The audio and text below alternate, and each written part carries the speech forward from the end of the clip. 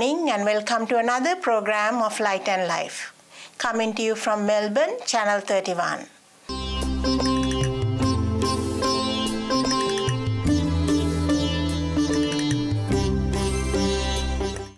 Next, we have Kingsley and Bandu Disanayaka.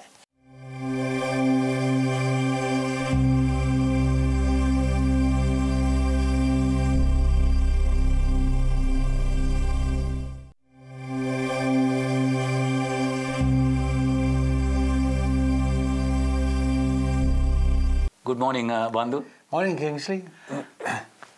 Bandu, a few weeks ago, I got the flu and what we all get, the common cold.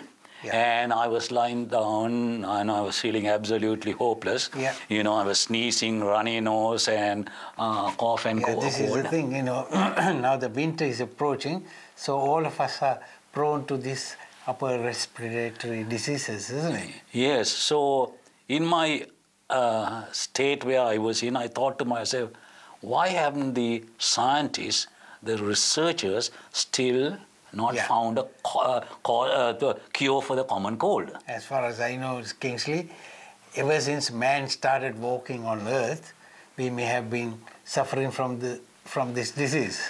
Yes. So in the state I was in, I thought, yes, I might as well start reading about this. And of course, we all know that the common cold is basically a viral infection of mainly the upper respiratory tract. And the symptoms are that you start sneezing, you have a sore throat, runny nose, and all that.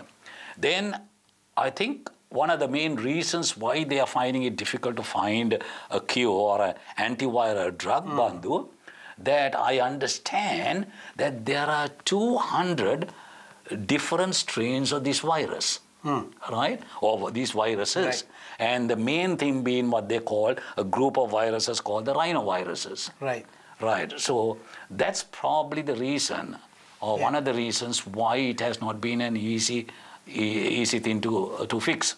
Whatever the reason, Kingsley, see, what I do is, unless it is a serious infection, I just let the body's nature takes its course. Body's ability to recover itself to take care of my colds and flu and that sort of things. Now, thanks to the work which has been done by a lot of these researchers, I understand that the medical profession is beginning to understand more about this, especially the rhinoviruses.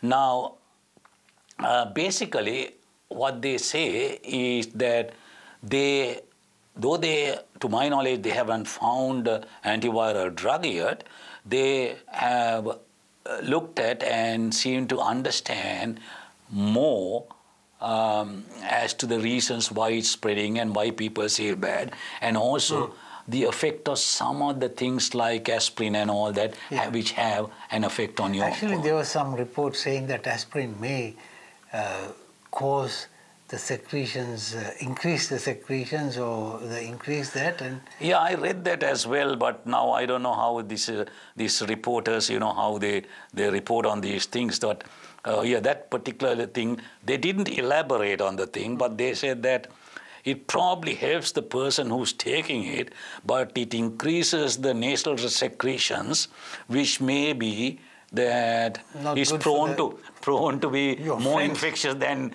it should be, so that you can spread it around more.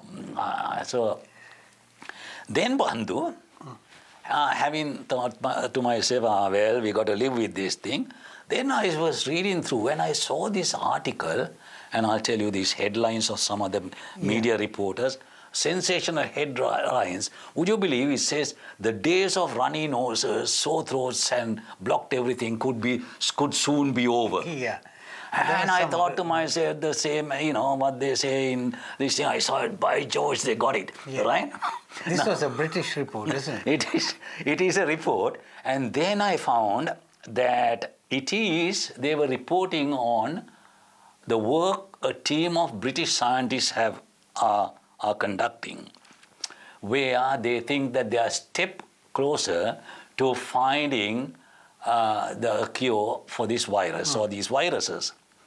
Now, the breakthrough is basically they say that you know how the RNA sends a message which is in code form for which the assembles the virus assembly is enhanced. Yeah. So they say now they have the means or the understanding of these messages so that they can now not only stop it but jam it as well. Now, so which means, I mean, it's not a cure, it's a method of preventing spraying the disease, is it? yeah, well, what they say is now they understand how the disease spreads, and because this message which the RNA sends, right, it's a stream of letters, and above or below the primary code is a secondary code, and they now understand that this governs the viral assembly. So now they believe that they can block it, they can jam it, and this is in the initial stages, and once they know how to do it, they believe that they can or they may be able to find an antiviral drug. But the same article ends the thing saying, now this next step is to test this discovery on animal viruses, right? And before eventually releasing it so that a drug could be found for humans. So for all it is worth, Kingsley, if I get a cold, I still stick to my coriander water and Bandu. Yes, some of the Ayurvedic medicines are even we follow that, and I also find that I might as well let the system take care of itself. Yeah.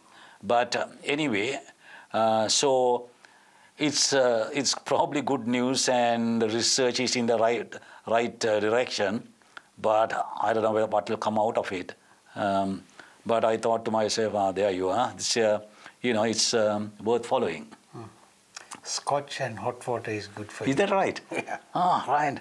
Both at the same time or what? Yeah. Okay. No, the thing is, we hope, but it's not going to be easy, I think, because of the number of strains. Right.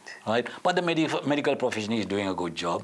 Yeah. And to be honest, when I had this thing, at the end I was suffering so much, I went to my GP and he put me on some antibiotics. So, it fixed the problem. Okay. Okay. Thanks very much, Bandu. So, okay. We'll keep our viewers informed when we read something about this. Yeah. Okay. Thanks, Kingsley. Okay, thank you.